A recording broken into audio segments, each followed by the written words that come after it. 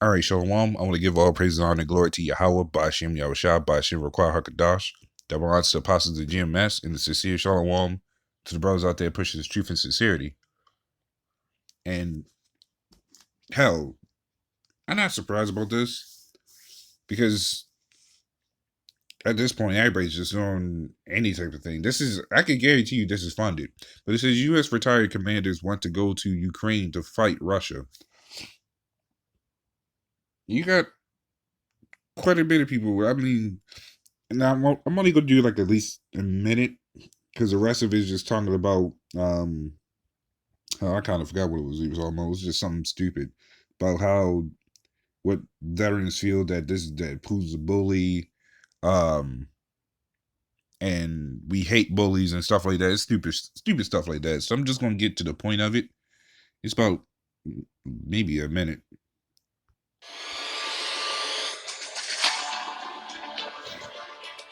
Regardless of the warnings, some US veterans look to join the fight in Ukraine.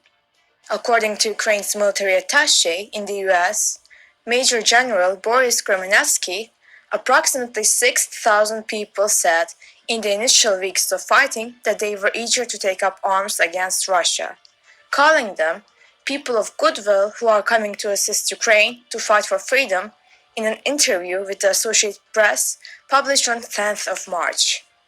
They really feel that this war is unfair, unprovoked, Kremenetsky told the AP. They feel that they have to go and help. The AP reported then that there were more than 20,000 foreigners joining the International Legion in defense of Ukraine, Europe, and the world. The US State Department, however, is not eager for any US citizens to travel to Ukraine to engage in combat. So that's why I wanted to get to the point at. Now you have over 6,000 U.S. troops, 32,000 or 30,000 foreigners coming to this one run place for defense, and it's all foolishness. I mean, of course, like I said, I guarantee you, the rats uh funded this because why else would they start coming in all of a sudden now? After the place is almost done ruined anyways, and then they was talking about going to peace talks, so now this happens. Doesn't matter though. But the reason I want to go into this is because I keep seeing this, and I was trying to ignore it, but I guess the spirit pretty much told me to just go into it. I was like, okay, so. And I think I went into it like maybe 1 or 2 times, but it's the fact that everybody's just so docile to it. But the fact of the matter is that everybody's so gun ho on not just wanting Ukraine to be saved, but trying to go to it just to fight. Because there was, I believe, an article. It was like, I guess, a couple weeks back that I just was like, screwed it, just like ignored it. But it was apparently a a citizen from England. Sorry, a citizen from England actually went over to Ukraine to fight. Has no military experience at all, and decided to turn tail and run because he says this is a suicide mission. And I'm like, so people just randomly want to go over there just to fight for a country they never been to, or two, has never been into a fight. But now you got veterans wanting to go over and fight for a place that's pretty much already over. But I'm gonna just get to scripture real quick. This is Joel 3:2. It says, "I will also gather all nations and will bring them down into the valley of Jehoshaphat, and will plead with them, therefore my people, for my heritage Israel, whom they have scattered among the nations and parted my lands." So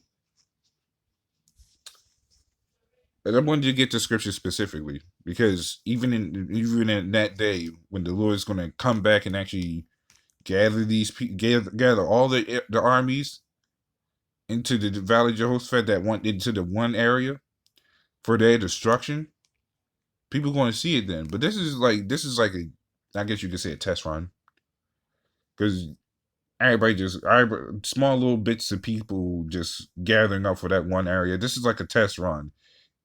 Even though this is for defending, this scripture is going into when they're just all coming together just to fight each other, especially coming against Babylon. So that's something to take in there. The Lord always gives us examples, and this is one of them. Even in this clip, that clip, that's one of them. People just gathering from all different foreigners to come together to defend one spot. So again, these people don't know what's really coming to them. And I guarantee you, some of them are probably Israelites into those armies. Because you guess what? Our people subscribe to them.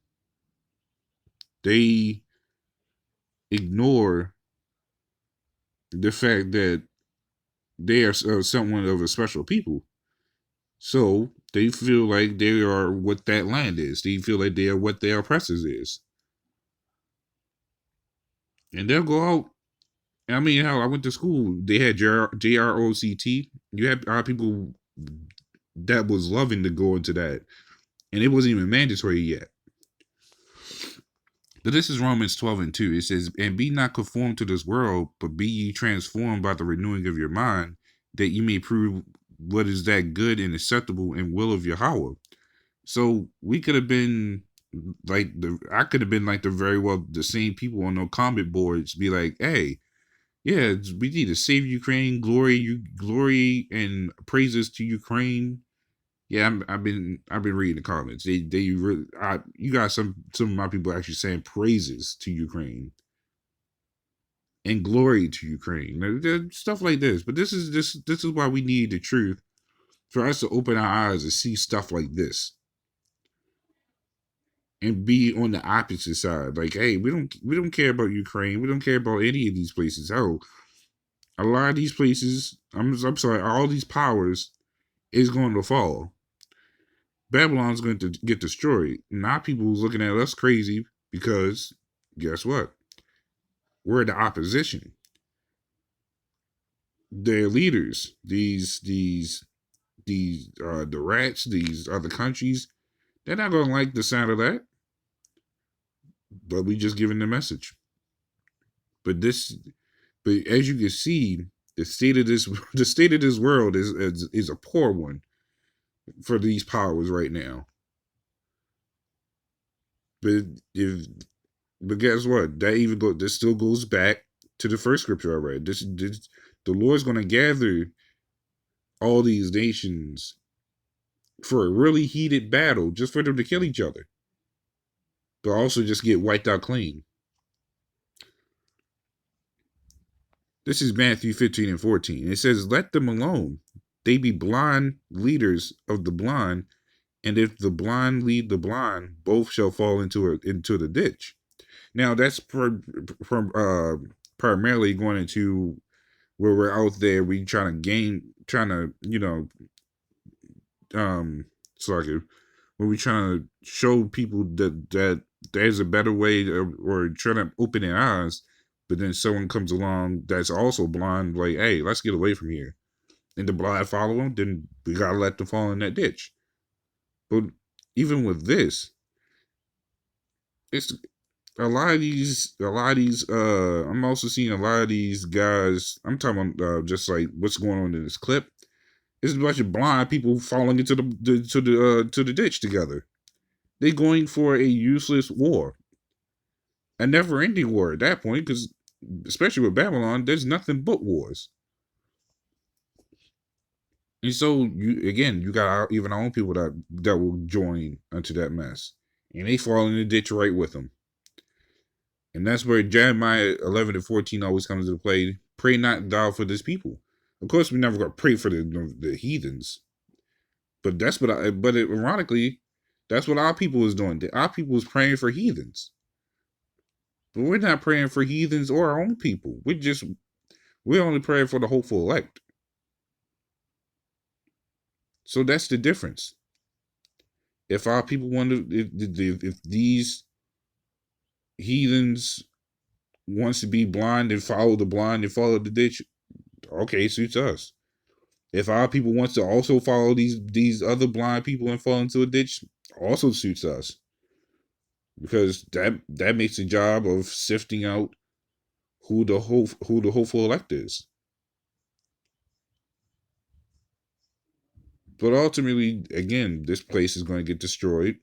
These people falling into this ditch, going into to all this, and I wouldn't be surprised if you see more civilians trying to go over to Ukraine to fight, and they didn't even use the gun before. But I wouldn't be surprised. The stupidity of this place is dumber and dumber by the day. But that's all I have going on today. So, little one, this is edifying. With that, shalom.